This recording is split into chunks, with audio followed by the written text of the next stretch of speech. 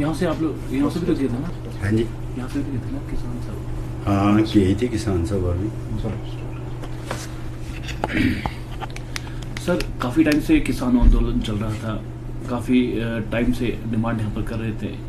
सबसे पहले ये जानना चाहेंगे किस तरह की स्थिति थी, क्या सरकार की मंशा थी, क्या सरकार किसानों को आगे झुकी? हाँ, जो केंद्र सरकार की मंशा थी वो इस देश के जो किसानी खेती है, जिस पे हमारे देश का किसान अपनी आजीविका के लिए निर्भर है, उसको जो है वो ख़त्म करके यहाँ कॉरपोरेट खेती जो है वो करना चाह रही थी। और इसके लिए जो है जो किसानों की ज़मीन है, जो फसल है, वो जो है कॉरपोरेट कंपनियों के हवाले करना चाह रही थी। और इसी के लिए जो है ये 3 कृषि कानून लाए गए थे जो किसान विरोधी थे और इन कॉरपोरेट के पक्ष में थे। इसके विरोध में जो है वो किसान लामबंद हुए। सारे देश के 550 किसान संगठन SKM के तहत जो है वो दिल्ली के बॉर्डर में साल से ज़्यादा मोर्चा लगा। और उस मोर्चे में जो सरकार की मंशा थी किसानों को ज़मीन लेने की, उनके अधिकार को छीनने की, वो जो है वो किसानों ने पराजित की है और अपने अधिकारों की रक्षा की है इस आंदोलन के माध्यम से। और ये सिर्फ भारत सरकार की हार नहीं हुई, ये पूरी दुनिया में साम्राज्यवाद की हार हुई है।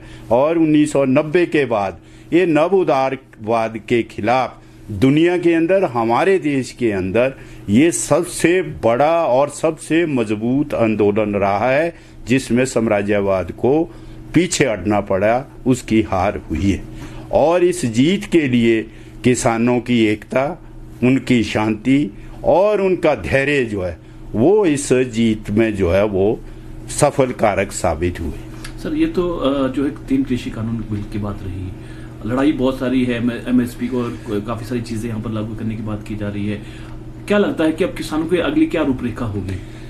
देखिए, अभी ये लड़ाई जीती है परंतु युद्ध अभी जारी है, क्योंकि जो MSP का कानून है और जो किसानों के अभी अधिकारों की लड़ाई है, जो इस नव उदारवाद की नीति के चलते उस पर हमला है, ये अभी जारी है।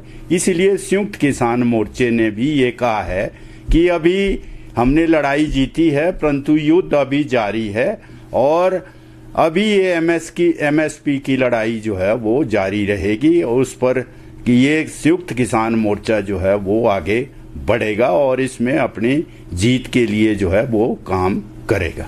लड़ाई तो जारी सर, पर ये जानना चाहेंगे तो क्या किसान वहीं डटे रहेंगे या आप दिल्ली से जो है या अन्य जगह में जो किसान बैठे हैं उठ जाएंगे? अभी जो है किसानों ने आज SKM ने घोषणा की है कि सरकार के कृषि मंत्रालय और किसान वेलफेयर मंत्रालय से वो पत्र आया है कि जो किसानों की लंबित मांगे थी 3 कृषि कानूनों के अलावा, वो MSP का कानून था, नंबर 2 जो केसेस थे किसानों पर अलग अलग राज्यों में और दिल्ली के बॉर्डर में बने थे उनकी वापसी, और जो 715 किसान शहीद हुए इस आंदोलन में उनको मुआवजे की बात है, और बिजली जो कानून है जो अभी संसद में पेश किया जा रहा है उसकी जो वापसी की बात है, और जो पराली जलाने का कानून जो दिल्ली के अंदर है उसके जो एक्ट के अनुच्छेद थे उनको बदलने की बात है। इस पर जो है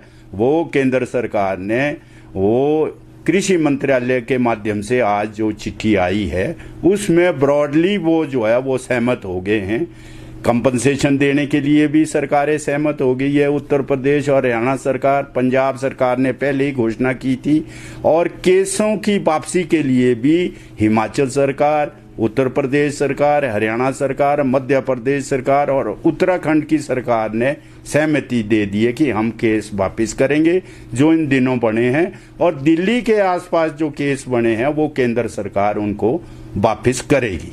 और MSP पर जो कमेटी बनेगी उसमें केंद्र सरकार के नुमाइंदे, राज्य सरकारों के, किसान संगठनों के और वैज्ञानिक लोग उसमें बैठेंगे। उसमें किसान संयुक्त मोर्चा के भी प्रतिनिधि होंगे, और अभी सरकार ने ये सहमति दी है कि जब तक ये न्यूनतम समर्थन मूल्य का कानून नहीं बनता है तब तक जो मौजूदा खरीद प्रणाली है समर्थन मूल्य के आधार पर खरीदने की, वो जो है देश में जारी रहेगी, वो खत्म नहीं होगी। इसलिए ये घोषणा की कि भाई अब 11 तारीख को फॉर्मली बॉर्डर से उठेंगे। अभी जनरल रावत और सहयोगियों का जो शोक चला हुआ है, तो अभी विक्ट्री रैली नहीं होगी। 11 तारीख को विक्ट्री रैली के साथ जो है ये आंदोलन सस्पेंड होगा और बॉर्डर से सभी किसान जो है अपने घरों को वापस जाएंगे। तो हिमाचल से भी विक्ट्री रैली के लिए यहाँ पर जाएंगे? हिमाचल में भी हम कोशिश करेंगे, हम जाएंगे, परंतु हम यहीं जो है अपने यहाँ पर जो है वो शिमला के अंदर जो है और जिला मुख्यालयों पर जो है विक्ट्री रैली के रूप में इसको मनाएंगे। सर, क्या लगता है आपको कि एक साल से ज्यादा से आंदोलन चला, काफी किसान जो शहीद भी इसमें हुए, अब क्या लगता है कि अब जिस तरह से इलेक्शन होने हैं 2022 की अगर बात करें, क्या उसको देखकर जो है केंद्र सरकार ने जो बिल वापस लिए हैं, उनको लगता है कि किसान इसमें आ जाएंगे, सहमति आ जाएगी किसान और जो सरकार के लिए जो कुछ उनके मन में आएगा, कुछ ऐसा लग रहा है आपको? कुछ देखिए, इसके जो मुख्य इम्पैक्ट तो ये है कि जो किसान है वो बिल्कुल जो है वो कटिबद्ध थे, वचनबद्ध थे कि हम यहाँ से तब जाएंगे जब ये कृषि कानून वापस होंगे और न्यूनतम समर्थन मूल्य के लिए जो है वो कानून बनेगा। ये प्रत्यक्ष कार्रवाई जो है सरकार के खिलाफ किसानों की थी, परंतु साथ में संयुक्त मोर्चा ने और देश के किसान संगठनों ने ये भी आह्वान किया था कि भी सरकार की जो किसान विरोधी रवैया है इसके खिलाफ में हमें राजनीतिक रूप से भी हस्तक्षेप करना है और इसको चुनावों में, जो ये आने वाले चुनाव है उत्तर प्रदेश के अंदर, उत्तराखंड के अंदर, पंजाब के अंदर जो है वो वहाँ इसको हराना है, ये भी अपील की थी। और इसका अभी जो उपचुनाव हुए थे देश के अंदर लोकसभा और विधानसभा के, उन चुनावों में खासकर हिमाचल प्रदेश, राजस्थान के अंदर ये भाजपा की हार हुई है, उससे भी सरकार ने जो है वो घुटने टेके हैं। उसका जो अहम खत्म हुआ है कि ये हमको राजनीतिक रूप से भी नुकसान देगा ये आंदोलन, इसीलिए किसानों की मांगों के आगे जो है उसको झुकना पड़ा, उनका अहंकार खत्म हुआ और जो है ये कानून वापस हुए और ये जो समझौता है अब सरकार ने किसानों के साथ किया है। तो बात की जाए जिस तरह से अभी स्थगित किया जाएगा आंदोलन, अगर आने वाले समय में पूर्णतः खत्म करने की कब बात होगी कि पूर्णतः किसान आंदोलन खत्म किया जाएगा? क्या आने वाले समय में इसको लेकर समीक्षा बैठक भी है या कोई और इस पर मंथन होगा? देखो, किसान आंदोलन तो ऐसा खत्म नहीं होगा, ये तो जारी रहेगा, क्योंकि अलग अलग मुद्दे आएंगे, समय समय पर आएंगे, परंतु ये जो इन मुद्दों पर आंदोलन था, जब न्यूनतम समर्थन मूल्य का कानून बनेगा तब खत्म होगा। उसके अलावा और भी मुद्दे आएंगे, मांगे आएंगी, क्योंकि ये नीतियां जो आज चली है नवोदारवाद की, ये किसान विरोधी, आम जनता विरोधी है। इसके लिए मुद्दे आएंगे तो उन मुद्दों को हल करना ही पड़ेगा, उसके लिए उठना पड़ेगा, आंदोलन करना पड़ेगा, तब ये सरकार पीछे हटेगी। अगर एकदम अभी पीछे हट गए तो फिर दोबारा से किसान विरोधी कानून आएंगे। तो इसके लिए किसानों को विजिलेंट रहना पड़ेगा, किसान संगठनों को, और ये लड़ाई जो है वो